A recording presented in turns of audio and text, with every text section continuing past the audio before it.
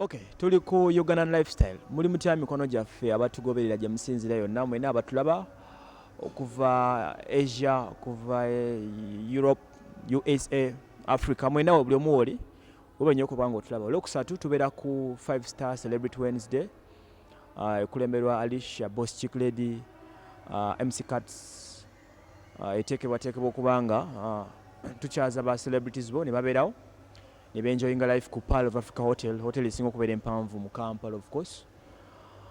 Kanti olw'omukisa guno leero annyumyeko n'omukyala akulembera show eno ambuulire Alecia bosschic yaani specifically n'ebimukwatako ebitonotono ajja kuwatubuulira briefly kigenda kuba mboozi mpanvu nnyo naye ajja kubambulira nkwaniriza nnyo.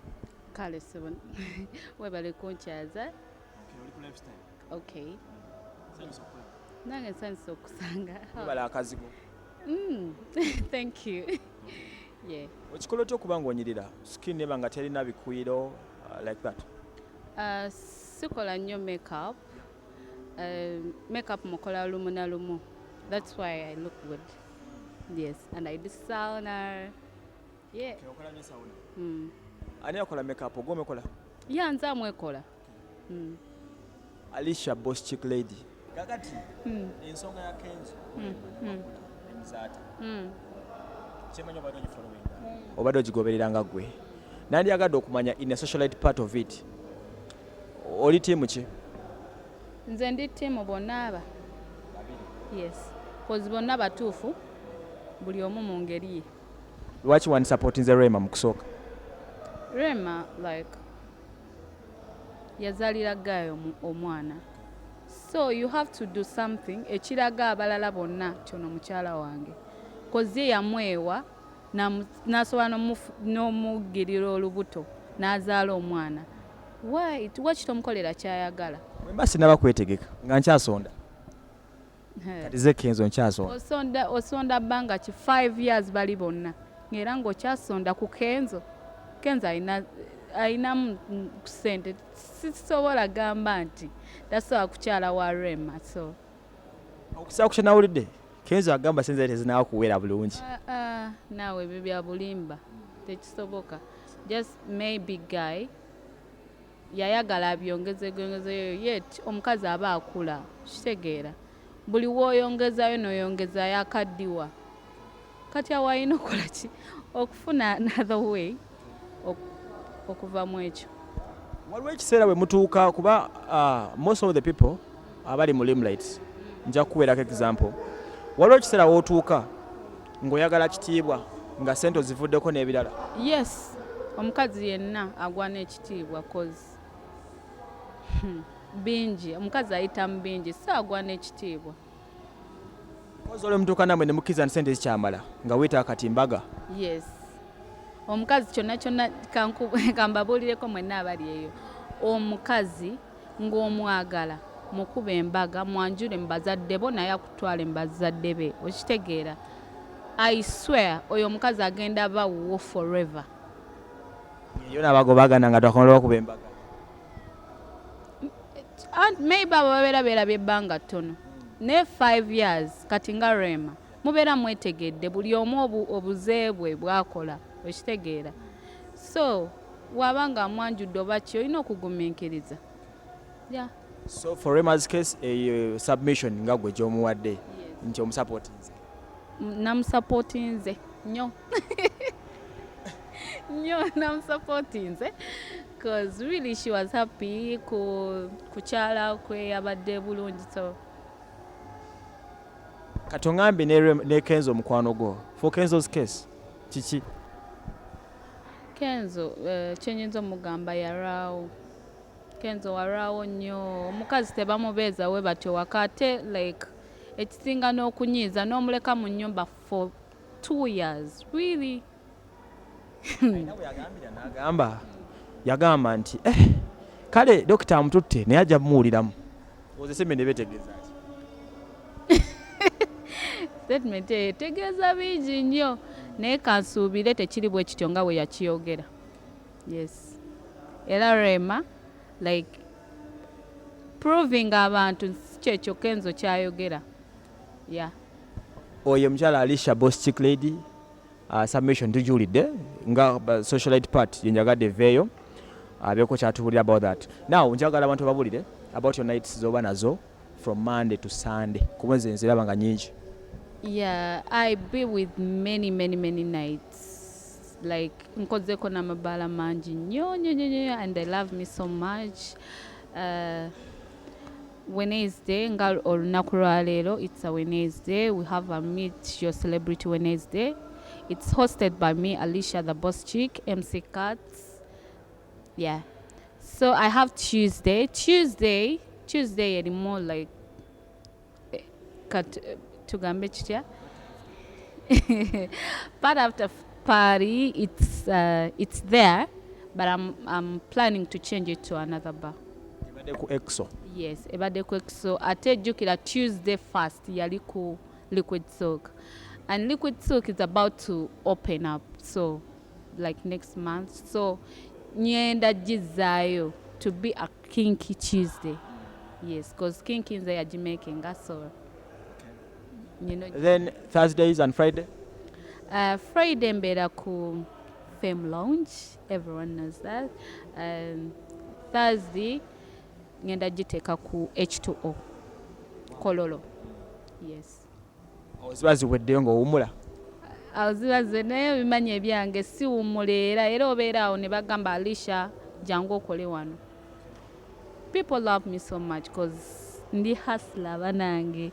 Esente yange teva mu bano badoni bemulaba bano. No. I work for my own money. Sente yakutobera? Yakutobera because nebaza mami wange yaŋŋamba teweesiga kitonde kisajja, kola sente zo. Woba omusajja akwagala wokola sente, buli musajja yenna ajja kunoonya, okitegeera. Woba olina sente teri musajja agenda kujooga, okitegeera. Then na following my mom. Yeah. That's really wonderful. Erinnya livaawa? Alecia, erinnya lyava nga I was working with Brands. Yeah, nga era ndi mu bintu bya marketing ebyo nga tukola Siroc. So they used to see me when like I dress so good, buli kintu kyange kiba on point. They decided to name me bosschic. Yes. Obudde obusinga omaze mu Uganda? Si nnyo, sibeera nnyo mu Uganda, but mbeeramu cause business ezimu zikwasiza mu Uganda. Specifically osinga kukola mirimu ki? Kubanga nkulaba nnyo mu endorsements eza companies ez'enjawulo. Osinga kukola mirimu ki? I do marketing. Digital marketing? Yes. I do digital marketing. Marketing amabaala, companies. Yes. Nange nina my own company. By the way, njitandise last month. It's a holiday tour, venture travel to Dubai. Ngoyagala okusanyuka, oyagala okulambula Dubai, everywhere, just contact me. Yeah. So oteekateeka tours z'abantu abagenda Dubai nawasigadde? Yes, every December. Okay. Yeah. Tumalayo like 1 week, osasula 4 million buli muntu.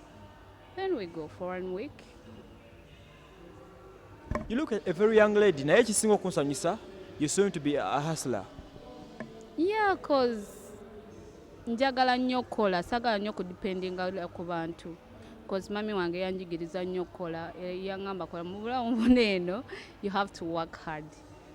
So kati like that's why I call myself bosschic, cause nkola nnyo. Omuntu omulala kyatasobola like kunsuubirizaamu. Kikulabika? Yeah. The first time when I saw commenting, I was like, slay queen on a wow. Nga nze bosschic, yeah.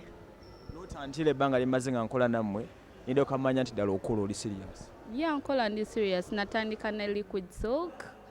There are good people. Nayinayo night yange nga bagiyita Kinky Tuesday. Yeah, so like waliwo ebyago, but we soon opening up Kinky Tuesday again. Yes. Idea y'okubanga omarketinga abantu babulireko kakodyo kyakali mu kokozesa okubanga osofuna endorsements nyingi z'amabaala ag'enjawulo kubanga Monday to Friday ndaba nights zo every.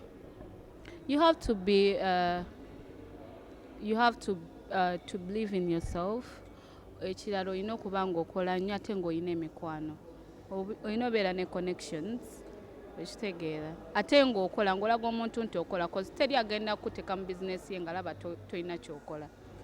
Yeah. Kati people who are there abalabira mu bifaananyi ebyenjawulo nga mu abawala abato, because it's very hard okugamba omuntu nti okola olina believinga, bamanyi mulya buli ssente. Is it true? Yeah, nkola. Okulya so kunjawulira okulya ssente n'okubanga ozinoonya.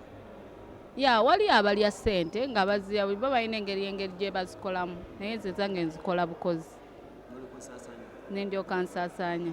That's why I call myself bosschic. Naye togenda kunsanga boss nze Alecia nga nguze bereyers nga 10, but I have that money. Nze nsobola okuspendinga in the bar. Ne sobola kuspendinga like to show off. Kuba manyi nzikolerera ate nyine ebirala like ebyo zikolamu than to spend in the bar. Yeah. Nno mpadde emboozi ey'enjawulo. Sure. Okay. So kitegeeza the name bosschic matches the money you're having. Yes. Njogera na mugagga. Oyogera na mugagga naye ono omugagga ateeraga ate omugagga yeekolera ssente ze. Yes. Thank you. Yeah. Kakati bosschic, njagala ompeeyo ekintu kimu depending on social life abajje mbeeramu cause you a socialite. Si bwe guli? Jambuulire obulamu bwa socialite si buno. How hard is it to maintain it? It's hard. By the way, it's hard. Like otuuka omuntu like nakujudginga engeri gy'otunulamu cause oba alaba waliwo abawala ababeera they show off, okitegeera. So agenda gamba bosschic, is she really a bosschic? Cause balaba nze siri in that thing of showing off, kulaga basajja, like kugula bereyers, Hennessy, no. So it's hard. Naye nga nze nekolera ekyange neebereramu, and many people believe in me, by the way. Bangi nnyo abagagga, they believe in me, era buli we mweta ne mugamba come and support me bajja cause they know I work. Because nange mbadde nga mbirabirako ndaba tables zirako Don Solomon and whatever and whatever. Yes. Kati omwala omuto akulaba n'akwegomba, mubuulire ku magezi g'okozesa nga gwe kikyoyinza omugamba. Kyenyinza omugamba omuwala omutaali eyo eyeegomba Alecia bosschic, believe in yourself, work hard, towuliriza bigambo by'abalala abajja like wali abantu abajja okuvuma like mulabe no she's not what she is, okitegeera, but just do what you want to do.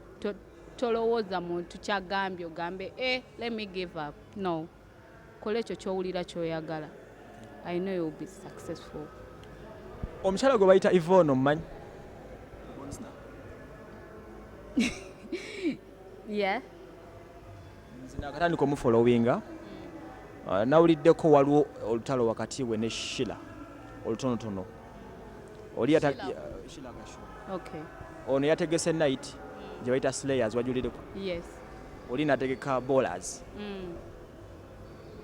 Ebintu nno mbikola kagenderere nti kamu competing tufune abantu oba mbeera n'entale ezaddala. Some naye nze si competing na buli muntu, naye abamu babikola, maybe oyo yataddeyo like night ye competing na Sheila, naye nze nkola kyange abansupportinga ne bajja n'abagenda oba ew'omulala oba Sheila oba where ne bagendayo, ekitegeera. Those nights on the same date bw'oba ogenda kuyani? Oh my God. I'll go to Sheila cause the boyfriend really bambi are supporting her everywhere, you get. Era yali supporting her nnyo nights zaffe, okitegeera. So I'll go to Sheila's. Yeah. Omulembe gwa Kenzo, Rema, Namakula, Msuza, buli mwago ogeddeko muzaata. Nga gwe bosschic lady ng'omukyala. Perspection yo otera ogwako mukwano nawe? Ntera naye sikitwala serious cause manyi abasajja balimba.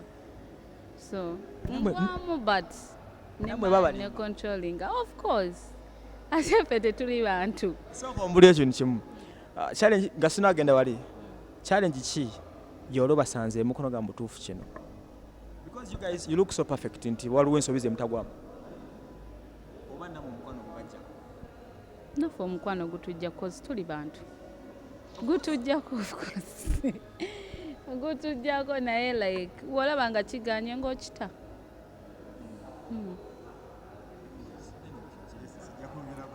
okay ebigo byovudde mbadde byanjawulo nnyo thank you so much sanyusa okunyumyako naawe kale mukwano tukwatagana olungi kale thank you so much mwenna abalaba lifestyle mwebale kuwuliza Alecia the boss chick yes follow me on Facebook Alecia the boss chick follow me on Instagram boss chick Alecia